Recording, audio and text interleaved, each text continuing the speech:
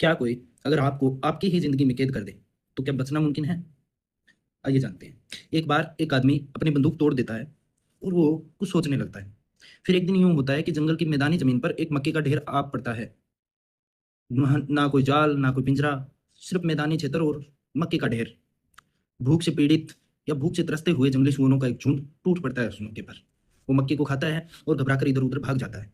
दूर खड़ा एक आदमी उनको देख रहा है, बगैर पल के झपकाए।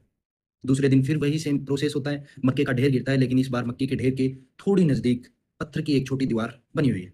सुअर उसको नजरअंदाज करते हैं, फिर से मक्का खाते हैं और भाग पड़ते हैं जंगल में। ये प्रोसेस चलती रहती है, 3 दिन 10 दिन। धीरे धीरे होता यूं है कि मक्के के ढेर लगता है, सुअर आते हैं, मक्का खाते हैं, चले जाते हैं, लेकिन दीवार धीरे धीरे मक्के के चारों ओर घेरा बनाने लगती है। ऐसे ही एक दिन ऐसा होता है कि मक्के का ढेर पड़ता है, लेकिन मक्के तक पहुंचने के लिए एक छोटा सा दरवाजा, आप कह सकते हैं, बना रहता है। सुअरों को इससे कोई फर्क नहीं पड़ता कि मक्के के चारों तरफ दीवार बन चुकी है, वो एक दरवाजे से अंदर जा रहे हैं।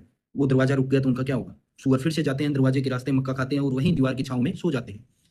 फिर अंतिम दिन आया तो एक बिल्कुल संकरा सा रास्ता, जिसके अंदर से सुअरों को बहुत कष्ट के माध्यम से अंदर जाना पड़ता है।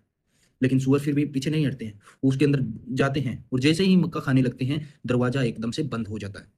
सुअर उसी में कैद हो जाते हैं। ऐसे ही होता है। इसे कहते हैं ओवरटन लॉ मनोविज्ञान के अंदर।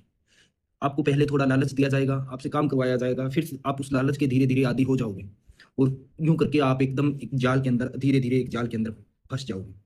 इसलिए ओवरटोन लॉ जो है वो यही कहता है कि कई बार सामने पड़े मक्के के ढेर को ना कह देना ही आपकी जीत है, आपकी समझदारी है।